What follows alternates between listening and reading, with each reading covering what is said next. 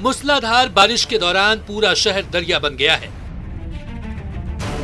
क्या मोहल्ला और क्या गली, शहर की मुख्य सड़कें तक घुटना भर पानी में डूब चुकी है और शहर वासियों को इनमें डूबकर गुजरने के सिवाय और कोई चारा नहीं है।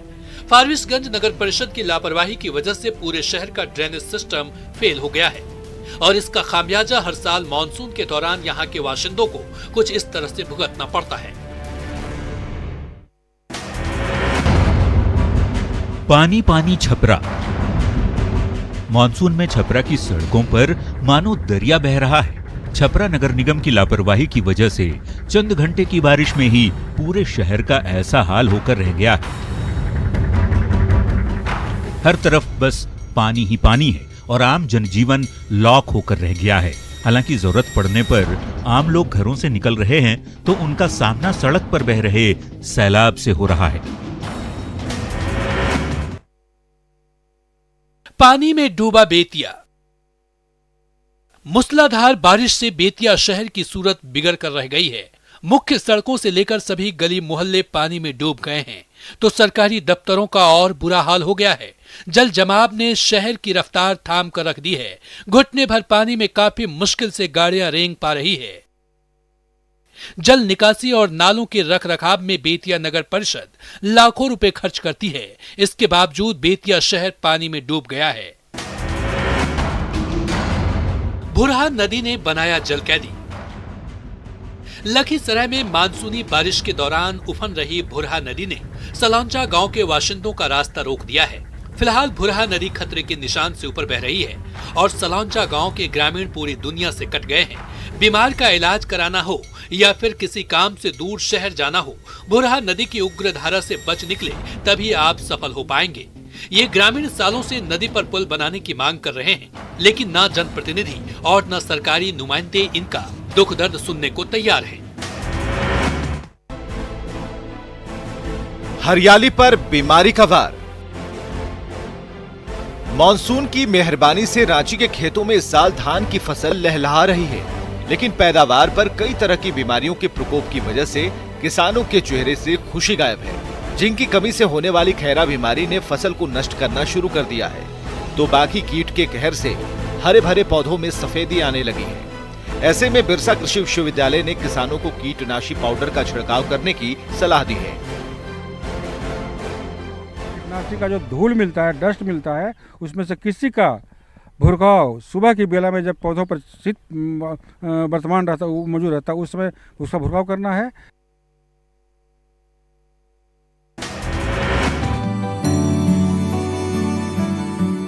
इंजीनियर किसान का कमाल। कोरोना काल में नौकरी गई तो पेशे से इंजीनियर विजय किस्कू बोकारो में अपने गांव श्यामपुर लौट आए। अपने खेत में कड़ी मेहनत की, खूब पसीना बहाया और आज उनकी मिट्टी सोना उगल रही है। 7 एकड़ में फैले उनके खेत में बैगन, भिंडी, कद्दू और टमाटर से लेकर हर तरह की हरी सब्जियों की फसल लहलहा रही है। लोकल बाजार में इसकी खूब बिक्री हो रही है और इसके जरिए वो हर महीने मोटी कमाई भी कर रहे हैं। 25 जन के बीच में रोज यहाँ पे काम कर रहे हैं और पैदावार तो काफ़ी अच्छा है। 5 से 6 क्विंटल माल डेली यहाँ हम लोग निकाल बेच रहे हैं। हाँ, ये तो उम्मीद करते हैं कि बाहर से भी आलू व्यापारी आए। प्रवासी मजदूरों की वापसी। बड़े शहरों की ट्रेन पकड़ने के लिए कटिहार रेलवे स्टेशन पर इन मजदूरों की लंबी कतार लगी है। कोरोना काल में जब ये मजदूर अपने गांव लौटे थे तो कटिहार जिला प्रशासन ने उन्हें उनके गांव में रोजगार देने का वादा किया था, लेकिन 6 महीने बाद भी जब रोजी रोटी का कोई जरिया नहीं मिला तो ये मजदूर मजबूरी में काम की तलाश में फिर वापसी की ट्रेन पकड़ने पहुंच गए। हालांकि कटिहार जिला प्रशासन ने 80,000 मजदूरों को रोजगार देने का दावा किया है। लगभग 80,000 से ज्यादा हम लोग जॉब कार्ड दे चुके हैं और लगभग 2,000 लोगों को स्किल्ड रोजगार आत्मनिर्भरता के लिए देने का हम लोगों का पूरा तैयारी हम लोगों ने करी हुई है। रांची को अव्वल नंबर।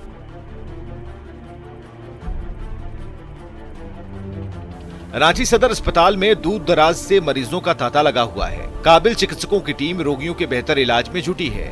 इसी कर्तव्य निष्ठा की बदौलत आयुष्मान भारत योजना में रांची सदर अस्पताल ने एक बार फिर बड़ी उपलब्धि हासिल की है। इस योजना के क्रियान्वयन में इस अस्पताल को झारखंड में पहला स्थान मिला तो उसने देश के टॉप 10 में जगह बनाई। झारखंड का स्वास्थ्य महकमा इसे बड़ी उपलब्धि करार दे रहा है।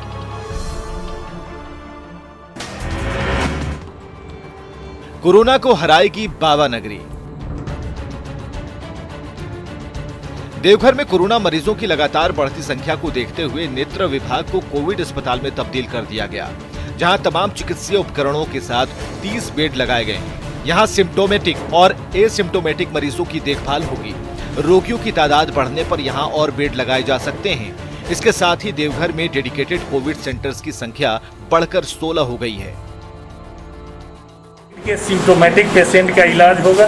इसके अलावा एसिम्टोमेटिक पेशेंट भी यहाँ रह सकते हैं, बशर्ते कि उनको रहने के लिए हम लोग अलग अलग व्यवस्था करें ताकि दोनों में एक दूसरे में मिश्रण ना हो। इसलिए उनका रूम और कंपार्टमेंट भी अलग होगा और आने जाने का रास्ता भी अलग होगा। ये साहिबगंज जिला परिषद के आलीशान मार्केट कॉम्प्लेक्स का नजारा है, जहां 50 से ज्यादा दुकानें हैं, लेकिन इस पर पिछले 6 महीने से ताला लटका है।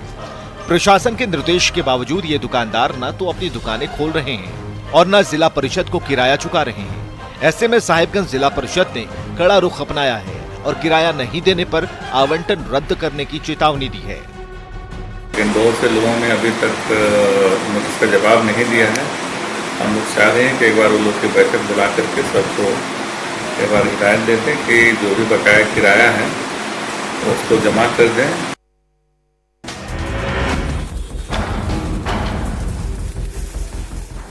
अतिक्रमण पर बुलडोजर। जहानाबाद के नोटरी दफ्तर कैंपस में अतिक्रमणकारियों पर प्रशासन का बुलडोजर चला। सरकारी जमीन पर सालों पहले अवैध कब्जा कर स्टाम्प वेंडर्स और फुटपाती दुकानदारों ने झोपड़ी और गुमटी खड़ी कर ली थी। डीएम के निर्देश पर सीओ के नेतृत्व में प्रशासनिक टीम ने नोटरी दफ्तर कैंपस में अवैध कंस्ट्रक्शन को ध्वस्त कर दिया। इस जमीन पर जल्द ही सरकारी बिल्डिंग का निर्माण कार्य शुरू किया जाएगा। खतरे के बीच ड्यूटी का दर्द। बेगूसराय के बखरी अंचल कार्यालय के कर्मचारी जर्जर छत के नीचे जान हथेली पर रखकर ड्यूटी कर रहे हैं। बिल्डिंग की दीवारों से लेकर छत तक इतनी जर्जर हो गई है कि कभी भी बड़ा हादसा हो सकता है। तो छत से प्लास्टर उखड़ कर अक्सर कर्मचारियों के सिर पर गिरता रहता है। अभी बारिश में पानी टपकने से महत्वपूर्ण फाइलें खराब हो रही हैं। ये तस्वीरें सच्चाई बयां कर रही हैं कि किस तरह से पक्की छत पर प्लास्टिक बिछाकर सरकारी दस्तावेजों को पानी से बचाने की कोशिश हो रही है। जर्जर है, इसके बारे में सूचना दी गई है विभाग को। हम लोग जिला पदाधिकारी को लिखे हैं, वहाँ से कहा गया है कि विभाग को भेज दिया गया है और हम लोग वर्तमान में उसे दूसरे बिल्डिंग में शिफ्ट करके काम चलाने का प्रक्रिया शुरू कर दिए हैं। झोपड़ी में शिक्षा की प्रयोगशाला। घाटशिला के सुदूर नक्सल प्रभावित जियान गांव में इस छोटी सी झोपड़ी में चलती है शिक्षा की प्रयोगशाला। यही घर है और यही स्कूल भी है। आसपास के पहाड़ी गांवों के 65 से ज्यादा छोटे छोटे बच्चे यहीं रहते हैं और यहीं ज्ञान हासिल करते हैं। संस्कार फॉर टुडे संस्था के प्रतिनिधि असित भट्टाचार्य नई पौध में स्कूली शिक्षा के साथ मानवीय संस्कार भरने के अभियान में जुटे हैं।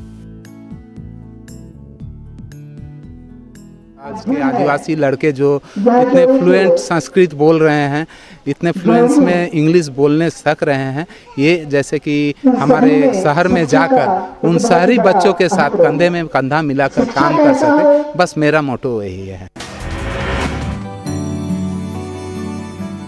जमुई की स्वीप आइकॉन। बाल विवाह का विरोध कर सुर्खियां बटोर चुकी टिटहिया गांव की बहादुर बेटी बेबी अब गांव-गांव में मतदाताओं को जागरूक करने में जुटी है।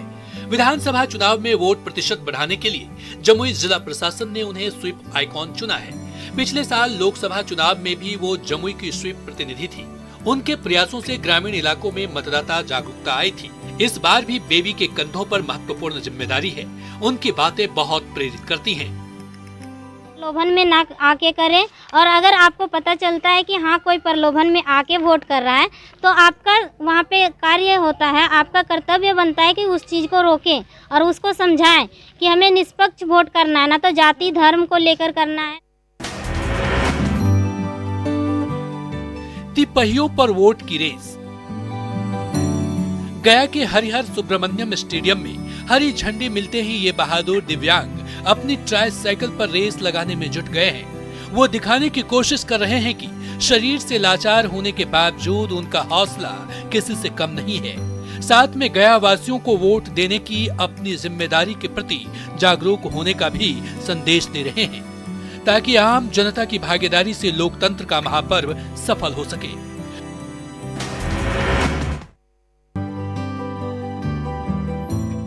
एक भिखारी ऐसा भी।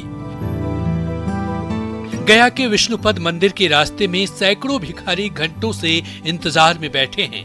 कहीं से अन्न का दाना मिलेगा तभी भूख मिटेगी।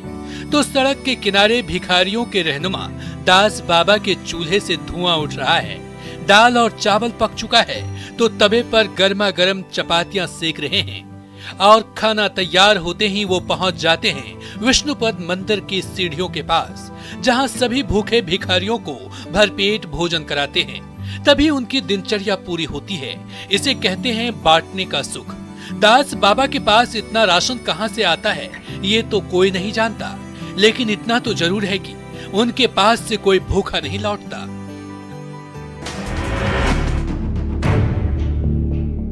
कोयले के लिए बेघर हुए आदिवासी। देश की कोयला राजधानी धनबाद में काले हीरे के लिए 66 आदिवासी परिवारों को अपनी ही जमीन से बेदखल होना पड़ा। तत्कालीन सरकार ने साल 1945 में इन आदिवासियों को झरिया के बस्ता कोला में बसाने के लिए जमीन दी थी, लेकिन बाद में बीसीसीएल और निजी आउटसोर्सिंग कंपनी उन्हें जबरन उनकी जमीन से हटा दिया, और आज यहां से रोजाना हजारों टन कोयला निकाला जा रहा है, जबकि ये आदिवासी परिवार नौकरी, मुआवजा और जमीन के लिए दर-दर भटक रहे हैं। यहां तक कि कोर्ट के फैसले के बावजूद इन्हें इनका हक नहीं मिल पा रहा।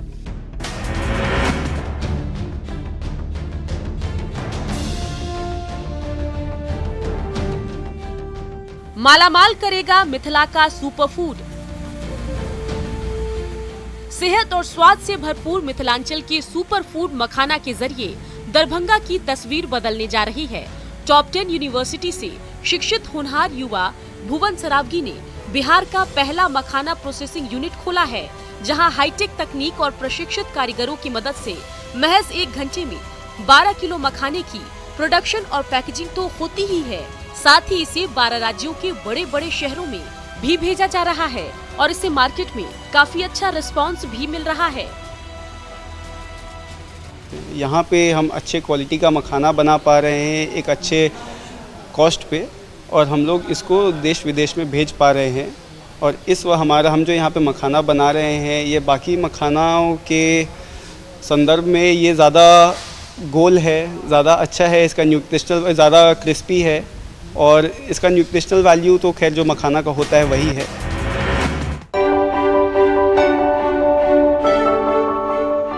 कुंड परिसर में सन्नाटा। ये नालंदा के अंतर्राष्ट्रीय पर्यटन स्थल राजगीर के कुंड परिसर का नजारा है। मलमास मेले के दौरान हर साल यहाँ देश विदेश के श्रद्धालुओं की इतनी भीड़ उमड़ती है कि पैर रखने तक की जगह नहीं बचती थी, लेकिन कोरोना काल में प्रशासन की पाबंदी से कुंड परिसर में ताला लटका हुआ है और इस पर निर्भर तीर्थ पुरोहितों की आर्थिक स्थिति बदतर हो गई है। ऐसे में पंडा समाज ने इसका हल निकालने की मांग की है। केंद्र के गाइडलाइन के अनुसार मंदिरों में आने के लिए यात्रियों को आने दिया जाए, ताकि जो हमारे तीर्थ पुरोहित की जो जीविका 6 महीना से बंद है, कम से कम उनका जीविका चल सके। विरासत के प्रति संजीदगी।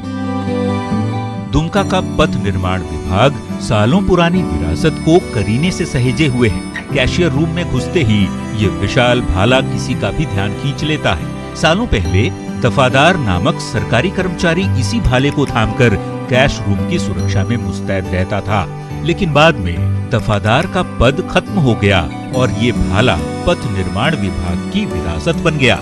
तो कैशियर की टेबल पर रखी पूजा की घंटी बजाकर दरबान को बुलाया जाता है। तर्क है कि घंटी की ध्वनि से सकारात्मक ऊर्जा का संचार होता है।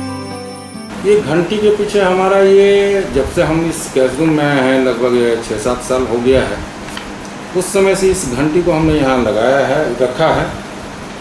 इसमें एक तो ये हमारे पुरातन संस्कृति से जुड़ा हुआ चीज़ है। इससे जो ध्वनि निकलती है वो पॉजिटिव एनर्जी देती है, पॉजिटिव ऊर्जा का संचार होता है उससे। बहादुर बेटियों का दम। मार्शल आर्ट और कराटे की ट्रेनिंग ने जमुई की फूल सी बेटियों को फौलाद सा बना दिया है। आग के अंगारों के बीच सख्त सतह तोड़ना तो जैसे इनके लिए चुटकियों का काम हो गया है, तो वो हंसते हंसते सीने पर पत्थर रखकर उस पर करारा वार करवाने से भी नहीं डरती है। चुस्ती और फुर्ती ऐसी है कि बड़े से बड़ा सिरफिरा भी कांप जाए। जमुई के गांव-गांव में इन दिनों लगाए जा रहे इस तरह के ट्रेनिंग कैंप ने हमारी बेटियों को बहादुर बना दिया है।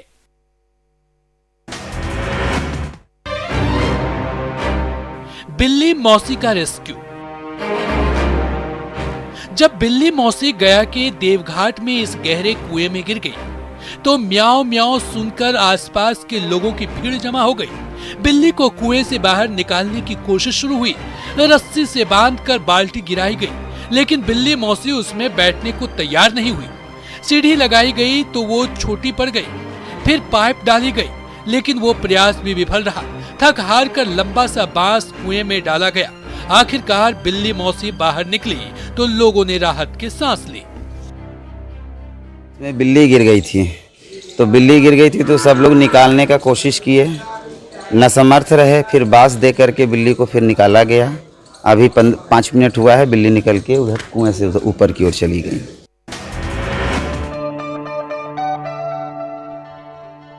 तस्वीरों में देखिए किस तरह ये लड़की गिफ्ट आइटम को सजा रही है और इसे पैक कर रही है।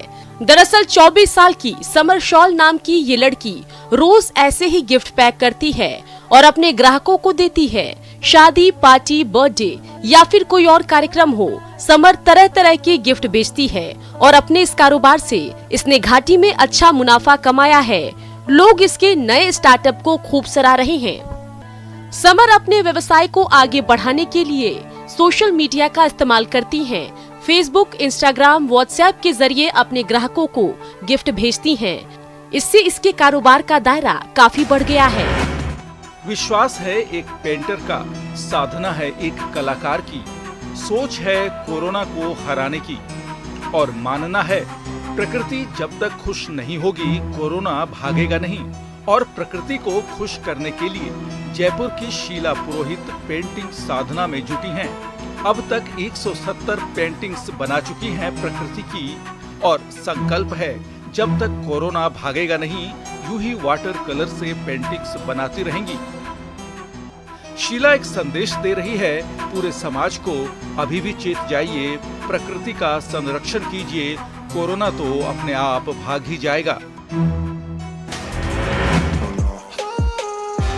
जापान की एक कंपनी ने महामानव की तरह दिखने वाला एक ऐसा रोबोट बनाया जो 60 फीट ऊंचा है। फिलहाल योकोहामा शहर में इस रोबोट की टेस्टिंग चल रही है, जिसका वीडियो सामने आते ही वायरल भी हो गया, जिसमें रोबोट को देखकर ऐसा लगा जैसे किसी साइंस फिक्शन हॉलीवुड फिल्म का कोई किरदार आंखों के सामने खड़ा हो। 6 मंजिला इमारत जितने ऊंचे रोबोट के आगे बिजली का खंभा भी कोई खिलौना लगा। खास बात यह कि 25 टन वजन वाला इतना विशाल रोबोट हिल डुल भी सकता है। वीडियो में वो कभी झुकता दिखा तो कभी उंगली दिखाता नजर आया। बताया गया कि इंजीनियरों की टीम ने 6 साल पहले इस रोबोट पर काम शुरू किया था। जापान में बना ये रोबोट वहां 1970 के दशक की एक मशहूर एनिमेशन सीरीज के एक किरदार पर आधारित है। सौभाग्य की बात है कि इस रोबोट की अक्टूबर में ओपनिंग होने वाली थी, लेकिन कोरोना की वजह से कार्यक्रम रद्द कर दिया गया। अब उम्मीद है कि इस साल के आखिर तक लोग विशाल रोबोट को अपनी आंखों के सामने देख पाएंगे।